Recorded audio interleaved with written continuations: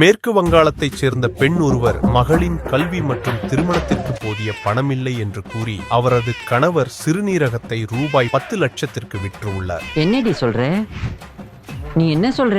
இந்த முடிவின் பின்னால் தனது மனைவியின் உள்நோக்கம் இருப்பதை கணவர் கவனிக்கவில்லை. அவனது மனைவி ரவிதாஸ் என்பவருடன் பேஸ்புக்கில் தொடர்பு கொண்டிருந்தார். தொழில் ரீதியாக ஓவியரான ரவிதாஸ் இறுதியில் அந்த பெண்ணுடன் காதல் உறவில் ஈடுபட்டார்.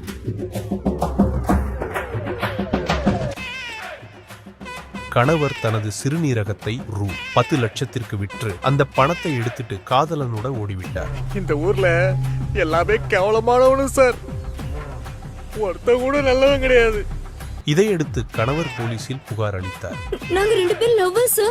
எங்க காதலுக்கு பயங்கர எதிர்ப்பு. நீங்க தான் சார் எப்படியாவது எங்க 2 பேரும் கல்யாணம் பண்ணி வைக்கணும். உங்களுக்கு நான் கல்யாணம் பண்ணி வைக்கிறேன்.